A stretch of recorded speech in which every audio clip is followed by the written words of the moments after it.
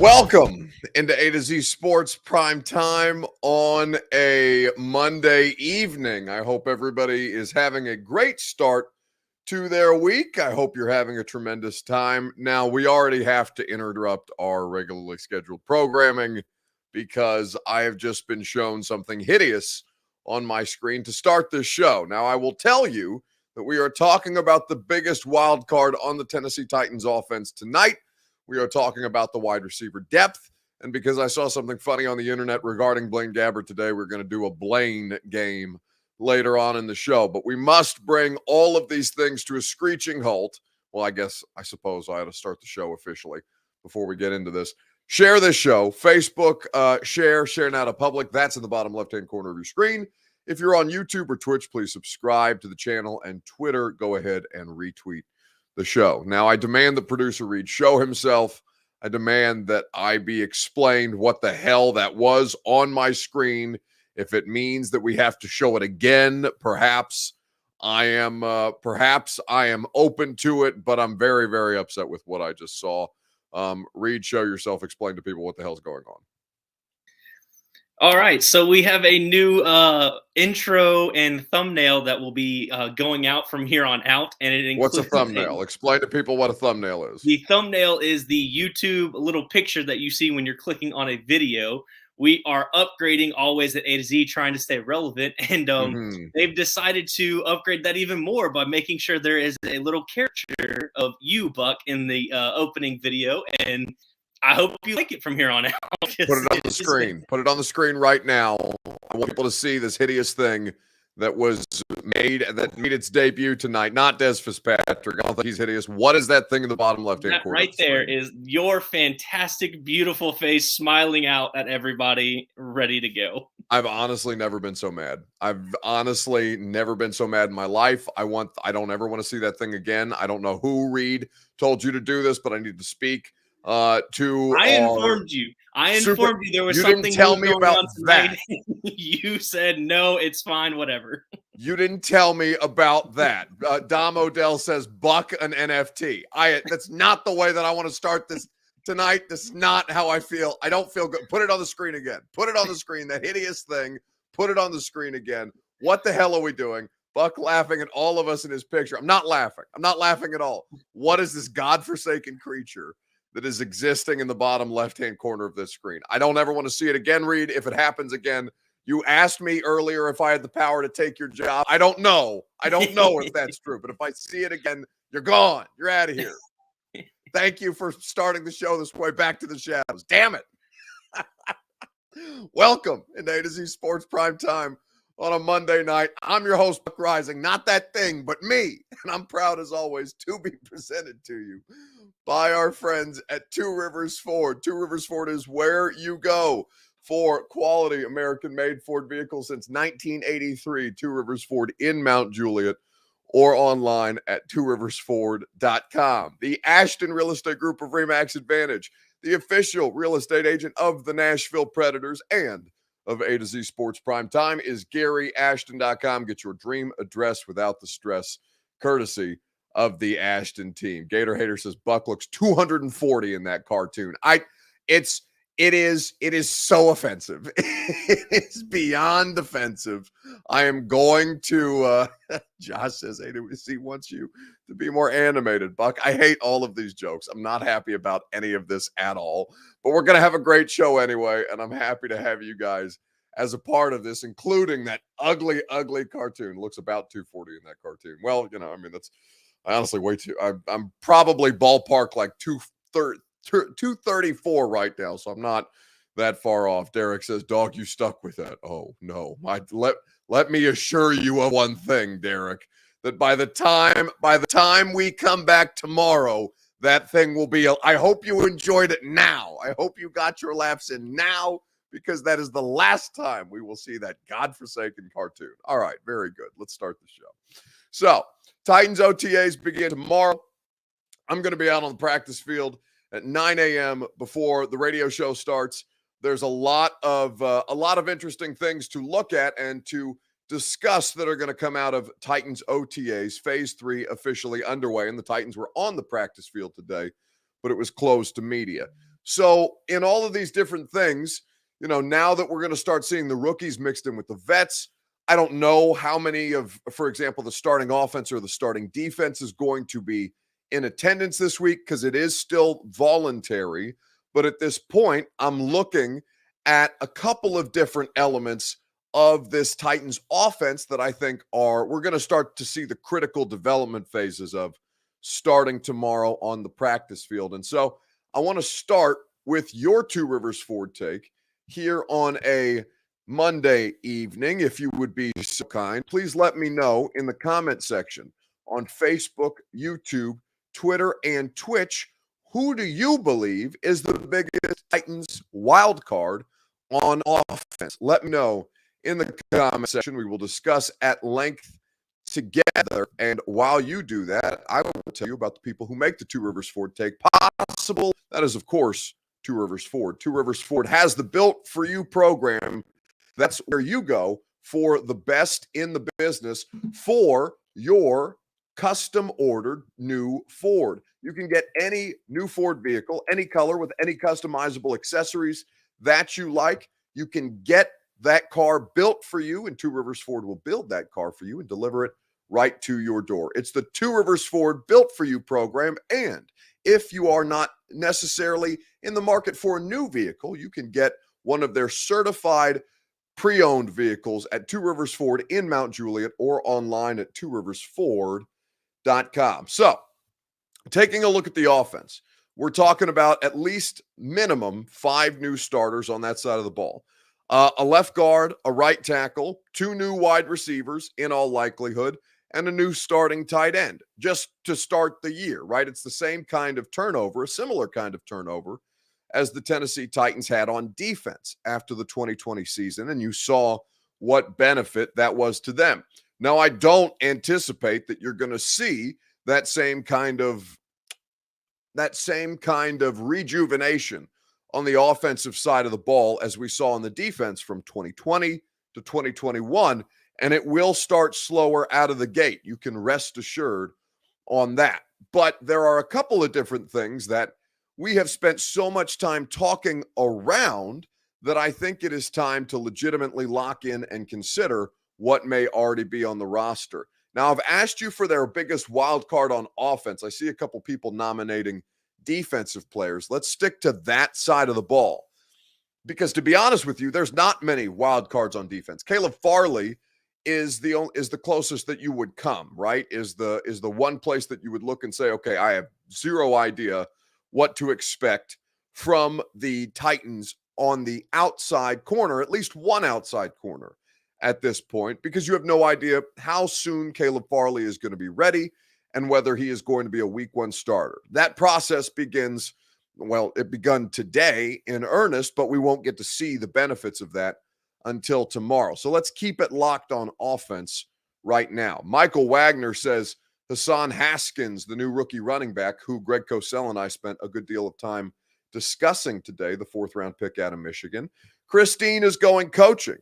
She is saying that Tim Kelly would be the place that she would look as a wild card on offense, and I think that's a fair nominee. I think that when you look at what Tim Kelly's background is, I think when you look at who Tim Kelly worked under prior to last year, which was, I'm blanking on the 1-year Texans coach. I'm blanking on his name, but Bill O'Brien is who Tim Kelly spent the majority of his career working under. And when you look at the different kind of elements that an offense like that can bring, those are the different kind of ideas that Mike Vrabel and his staff are hoping will be infused into what they already do. Tim Kelly's a good wild card because I think there's going to be some elements.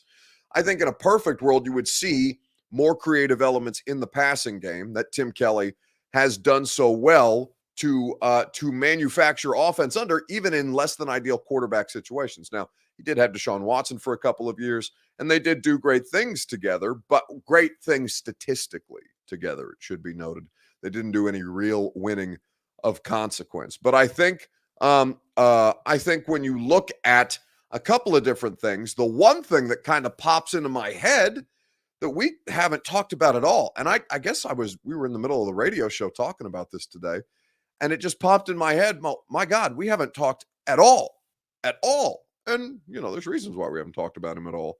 But we haven't talked at all about Dez Fitzpatrick. And the thing with Dez Fitzpatrick at this point that kind of catches your attention is, if he has anything to him at all, this would be the time to show it because there's going to be ample opportunities on the field right now. I charge to Keith and everybody that's going to help him, Frank Perano, Brian Bell, that's all our job, and then most especially Dylan. And so he's going to have every opportunity to start, but if you're asking me that today, no. I mean, he stepped in, ready to go. The stage wasn't too big for him. We've had conversations with Dylan. Excited to work with him. It's going to be a huge off season for him developmentally, and I'm confident that he will take that coaching and teaching and improve. Okay, that's my mistake. I thought that clip was about Dez Fitzpatrick. Mike Vrabel clearly talking about Dylan Radins there, which is another wild card in this offense. We have no idea how to project Dylan Radins really at this point, other than we know he can play tackle and he's worked some at guard. But Dez Fitzpatrick is the name that really comes to my mind at this point. And I think as you look at this, you have so little expectations. They're non-existent for Dez Fitzpatrick, which is pretty bad for a fourth-round pick coming into his second year, a fourth-round pick that they traded up for, most importantly. But I think in a perfect world, you would get at least some kind of meaningful development and contributions from him on the field, because that would very much affect whether you are actually going to explore the veteran wide receiver market right now. Now, it's not good. It's really not promising out there. And we'll talk about the wide receiver depth on the Titans here in just a second.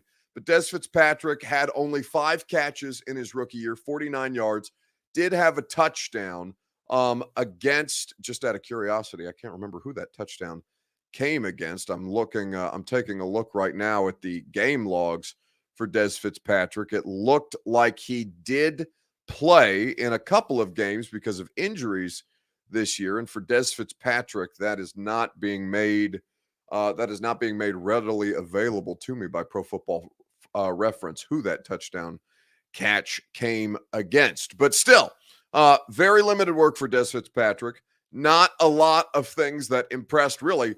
The coaching staff, most importantly, the coaching staff is where he needs to make the biggest strides, because we saw what a struggle it was for him to get on the field. He didn't make the active roster. That touchdown for Dez Fitzpatrick came against, in the loss to the Houston Texans, where he did have to start because they did have a substantial amount of injuries at that point in time. The game where Ryan Tannehill threw 4 picks, and one of them, by the way, caused by Dez Fitzpatrick, because Dez Fitzpatrick didn't understand the routes that he was supposed to run. Max asks, did Dez and Ryan Tannehill do some offseason work? I know that Tannehill had a picture with a couple of wide receivers as to indicate that he had been throwing with some guys in the offseason, I think down in South Florida. I don't recall off the top of my head, Max, whether Dez Fitzpatrick was in that picture or not. I would have to go search that for you, but it's a fair question. And listen, anytime that they can get together would be meaningful, because it is something that you are really going to have to see. I mean, either he steps up or he ends up the next Darrington Evans, where he's just another wasted mid-round pick in a position where you really can't afford to be wasting that kind of draft capital right now. Dez will show, says Chris Frazier. And maybe so. We have no idea. But I think the expectation for him is so low that we're not even discussing him. And I think that's what makes him a wild card at this point. Roy L. Wright says there was talk. It was December and IWI in the South Flat. I don't know what any of that means, Roy. Perhaps you were using talk to type. Odd that I would select that message when it's clearly a bit of gibberish there in the comment section. It's okay, Roy. I know that you're competent. I know that you'll come back and correct your whatever the hell that was. It was Dez Fitzpatrick and Mason Kinsey throwing with Tannehill, says Melba. So, okay, good just at least there's some kind of interest there from Dez, because Dez and NWI in South Florida, Dez, NWI, and Mason Kinsey. I know Mason Kinsey was down there as well. So good. I mean, a good sign, at least, of something, right? He's a wild card. We have no idea what to make of him. We have no idea how it's going to pan out. But what we do know at this point is that there's nowhere to go but up for Dez Fitzpatrick. And that comes at a critical time for the Tennessee Titans, who need some considerable help at that position. David Dandy brings up Racey McMath as a 6th-round pick last year and says, still think Racey has the most possibility. I think potential is kind of a thing that, attracts the eye about Racey. He's big. He's got some really freakish athleticism to him. And, AJ Brown made some headlines, I think, last year during training camp, where he said, I don't want to say this out loud, but he kind of reminds me of a young Julio Jones, which we all stood around and said, what the hell are you talking about, buddy? And then, that never really materialized. Now, neither did Julio Jones in 2021 with the Tennessee Titans. So maybe there was a different kind of meaning that we didn't necessarily get. But Brent Wood says, grasping at straws, LOL. It's possible, right? It's entirely possible that this is just nonsense, that a 6th-round pick and a fourth-round pick who they traded up for and didn't even make the active roster last year at a training camp, it may well be grasping at straws. But their successes, Brent, or their failures will determine how active the Titans are in the post-draft free agency, when your options are Will Fuller or, Julio is still out there, Deshaun Jackson. Like, it's not a lot of good stuff at this point that would make you feel better about your wide receiver position. But I think ultimately there's a couple of different things that I think kind of make it intriguing. Now, like I said, they have nowhere to go but up. But at this point, it's a bad starting position that they are coming from.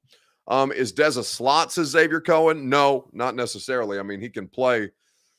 I think in a perfect world, they would like him to play multiple positions, and to learn the slot would be a good thing. But no, Dez reminds me of a little bit. I mean, he's not. He ran faster than Tajay, but he has a similar build to Tajay. He's not as thick. He's not. I mean, he's not been in an NFL conditioning program as long as NWI has, so he's not got as much, physical stature to him, or at least the last time I saw Dez. Perhaps that's changed. But let's talk about the wide receiver room at this point. On a scale of 1 to 10, what is your level of confidence in the current Titans depth at wide receiver? Let me know in the comment section on Facebook, on YouTube, on Twitter, and on Twitch. We will talk about it together here on the Primetime Show. What is your level of confidence on a scale of 1 to 10 about the Titans wide receivers? While you let me know, I'll tell you about the person who I have the utmost confidence in. That's the Ashton Real Estate Group of RE/MAX Advantage at GaryAshton.com. That's where you go for your dream address without the stress, or to sell for more with the intel edge that only the Ashton team can provide you. Gary Ashton is the place that you go for the intel edge that allows you to sell your home without any showings or staging. It helps you capitalize on the red hot real estate market and help you find your home while you're in the middle of selling your current one, and helps you win the buyer battle and cash in on your home equity now. Gary Ashton, the official real estate agent of the Nashville Predators and of A to Z Sports Primetime. GaryAshton.com, the best in the business, your dream address without the stress, courtesy of the Ashton team. So, scale of 1 to 10, what is your confidence in the Titans wide receiver group at this point? 7.5, says Austin. That's probably going to be one of the higher marks that we see. He says, I think our wide receivers will surprise some folks. And it's possible, right? I think that Robert Woods is a known commodity in the league, but he's not a factor right now because he's still working his way back from the ACL recovery. Now, I know that I was at the Titans Foundation dinner when he spoke. I guess that was Wednesday of last week. And he said that he was making good progress, that he felt like things were on track for the ACL.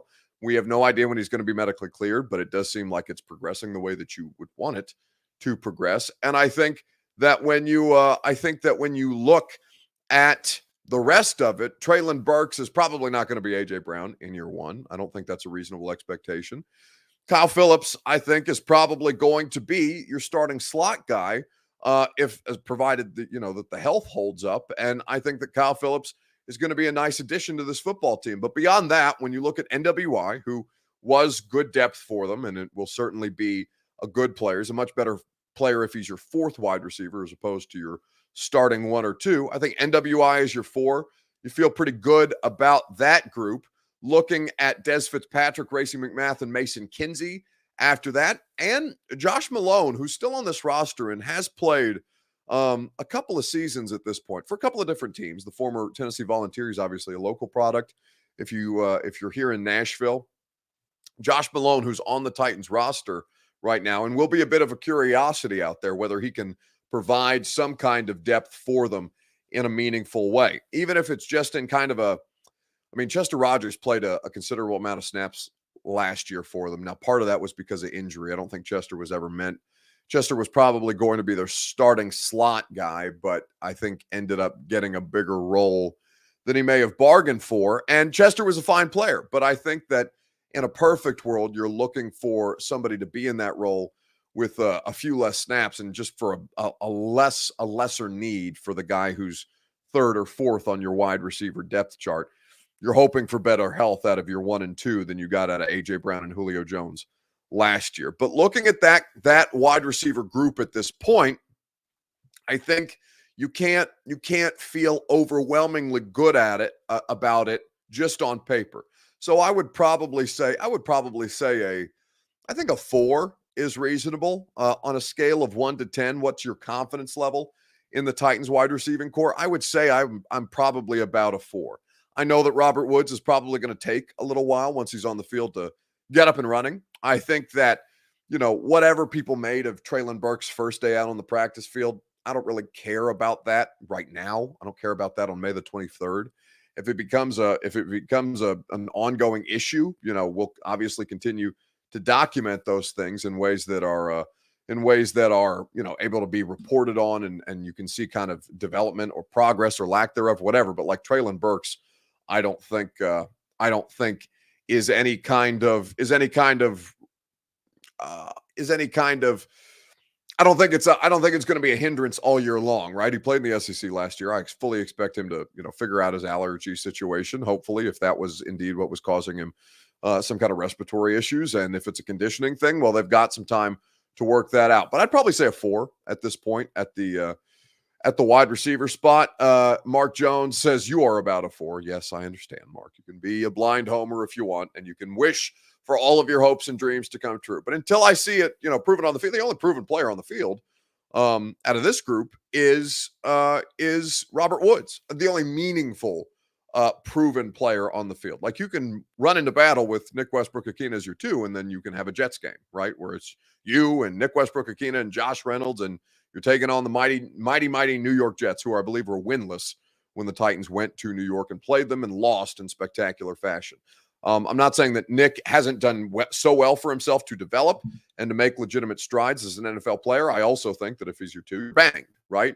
Now, I think that he may be the 2 for, however long it takes to get Treylon Burks up to speed. I think that Treylon Burks will have a large feature in this offense, will have a large role in this offense, but I want to be realistic for him at this point.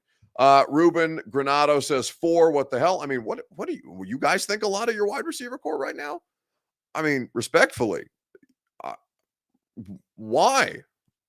Truly, I'm curious. I don't mean that to be dismissive. I'm legitimately curious where this sense of inherent confidence. I mean, 4 is low, is low on a scale of 1 to 10. I completely understand that, but like, if you are beating your chest and saying these Titans wide receivers are going to prove the world wrong, what is the evidence of that? Other than Robert Woods is a stud across his career, but he's also coming off an ACL tear, and you saw how hard that was for Taylor Lewan and Bud Dupree and many other players who have dealt with ACLs. You can finish the year strong. I think it will be substantially better by December, rather than we sit here on May the 23rd. But if you're asking me today on May the 23rd, what my confidence level is in the wide receiver core, I would say probably a 4. I think, and we'll see what developments come about. Steve Roberts says Laundry. I think he means Landry. Jarvis Landry is a New Orleans Saint at this point. He is not available. No longer on the free agent market. The best option probably for you is Will Fuller. And I don't know what kind of money Will Fuller wants. I know he got a decent salary from the Dolphins last year, but did not play a whole bunch. Yogi says Buck is a Titan hater. Yes, that's right. You found me out. No, I don't see much beyond Woods as a proven commodity in the NFL. In fact, there's not much beyond Woods that's a proven commodity in the NFL. It's just kind of patched together pieces and parts, and you hope to God that it shows you something that you maybe weren't expecting. Or in the case of Dez Fitzpatrick, you see that legitimate development that made John Robinson believe in him as a 4th-round pick.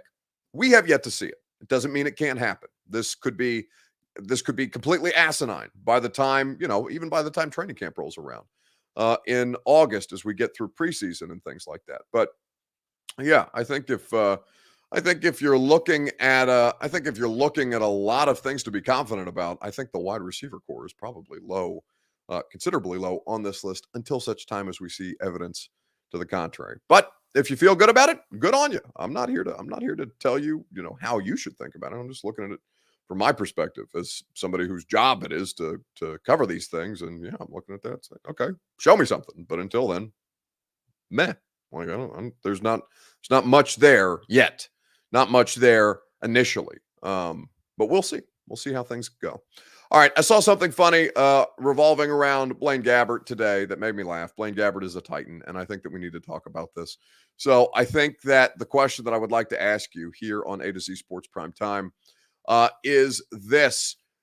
When you hear the name Blaine Gabbert, what is the first thing that comes to mind? Now, this was something that as a Titan fan, now, not all of you are Titans fans, but I imagine if you're still here, that you are a Titans fan. What is the first thing that comes to mind when you hear the name Blaine Gabbert? Let me know on Facebook, YouTube, Twitter, and on Twitch. We will discuss it at length together. A quick reminder, though, before we get to some of your answers on this, that if you are on the YouTube channel, please like the video as we sit here. Make sure you like the video, whether you do it on your way out when we wrap up, or you've done it on the way in, or you haven't done it yet, but you're watching live. Do us a courtesy and like the video on YouTube. It helps the show grow, and we're really happy with the growth that we've seen on YouTube in particular. I don't know if there's an option to like the video on Twitch, but if there is, go ahead and do that. I don't know how to do that. I don't know if that's a thing. I don't know if I'm completely misdirecting you, but do that on YouTube, and if it's available on Twitch and on Facebook too, if you haven't already shared the show. But we've got a much bigger Facebook audience. The Facebook numbers are always strong, and YouTube is getting there. YouTube has grown considerably over the past couple of years. But yeah, throw us a like on YouTube, and we'll be grateful to you for that. So what's the first thing that comes to mind when you hear the name Blaine Gabbert? Blake Flesher says, watch daddy spin this shit, or something to that effect. That's right. That's so I'm trying to think. Matt Castle was the backup when I first started covering the team. And there was a weird Brandon Weeden there. Brandon Weeden year. I think that might have been Vrabel's first year in 2018. There was there was an Austin Davis situation. I've seen a couple of different backup quarterbacks before Logan Woodside kind of took over that spot entrenched. But then there was Blaine Gabbert. Blaine Gabbert for a season that was really interesting because Blaine had to play more than you would like Blaine Gabbert to play. He had to play earlier than you would like for him to play. He had to finish a couple of games that Marcus Mariota wasn't able to finish. He had to start week 2, for example, in 2018 when Mariota had that ulnar nerve injury that made him not be able to feel I think it was the ring finger and his pinky on his throwing hand, which of course caused a significant lack of velocity on his passes. So Blaine Gabbert did play a considerable amount of snaps for the Titans while he was here. But the first thing that comes to mind when I think of him, Z Dean says, still think of him at Missouri, which is pretty interesting, where he was a top 10 draft pick out of. Daniel Craig says, great hair. Also true. Blaine has tremendous flow. Really does. Spectacular hair. Listen, Blaine Gabbert is one of the most enjoyable guys that I ever that I would chop it up with in the locker room, because, there's only so many times that people were seeking out Blaine to talk. And Blaine's locker is right over there by Brett Kern. And was, while it was under the current locker room situation. I haven't seen it in 3 years because of COVID. So I don't know whether the backup quarterback spot is still right next to the special teams players. But I was always, when I first started out, Kern was somebody who I talked to a lot because I was still getting to know players, still kind of feeling my way out in the locker room. And Brett was always easy to talk to. So every once in a while, I'd chop it up a little bit with Blaine. And he was worse. He did not like being on camera because he always liked to throw a lip in when he was talking to you. But if you did it without him on camera, he was great. Now, the football part of it, Blaine obviously has had some struggles. He's a Super Bowl champion, to his credit. He's got a ring as the backup to Tom Brady over the course of the last 2 seasons, and certainly has done well to prolong his NFL career in multiple spots. After being a top 10 pick by the Jags, he was in Arizona. He was with the 49ers for a hot second, came here obviously to Tennessee. He's had a couple of different spots, and to Blaine's credit, has done well for himself, creating a career, if not on the field necessarily, success. But the first thing that comes to mind when I think of Blaine Gabbert is this. This is something that I saw on the No Context Twitter account today, the No Context Titans Twitter account today, and it made me laugh out loud because I remember this game. I remember this game as being one of the biggest news days of my life. It was the first time that I had done a pregame show on a Titans game day. They had sent me to, I think it was Underground on Lower Broadway, to do my first live show. It was in front of an audience. They looked pissed to see me there because it was way, way early in the day before Week 17, win and in Titans versus Colts on Sunday Night Football. And I remember sitting there, walking into Underground, this badass setup that they had for me on the stage at Underground. I was so excited. I was going to get to do a live radio show in front of a live audience. This had never happened to me before in my career. And then I looked down at my phone, and Chris Mortensen has a report about Marcus Mariota not being available, being a scratch for the upcoming win and in play-in game between Andrew Luck's Colts and Mike Vrabel's 2018 Tennessee Titans. I'm telling you, this was catastrophic. Catastrophic by any sense of the imagination.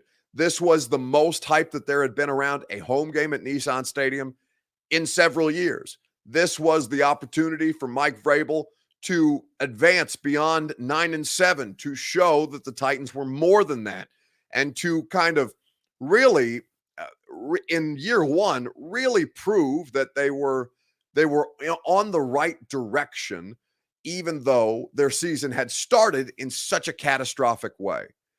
This was a massive, massive news day because Marcus Mariota scratched from that game the morning of, and all of a sudden Blaine Gabbert was starting with the Titans' playoff hopes on the line against the Colts, who had an undefeated record with Andrew Luck at quarterback against the Tennessee Titans at home in what was the closest thing to like a major primetime game crowd that Nissan Stadium had seen in quite some time. And it all came crashing down because Blaine threw a knuckleball into the belly of a linebacker, and Jayon Brown single-handedly tried to win that game. It was catastrophic, and it's not Blaine's fault that's the first thing I do with word association when I hear this name. Yeah, that promo picture on Sunday Night Football. Blaine, Derrick Henry, T.Y. Hilton, and then Colts quarterback Andrew Luck, staring each other down across television, and hell broke loose. They stayed in that game far longer than they should have because Jayon, I think, almost have a pick six. He certainly had an interception. I think he might have almost come up with two. I think Jayon made a couple of big plays in that game to try and will the Titans to the playoffs on defense. But damn, a really, really tough scene at this point.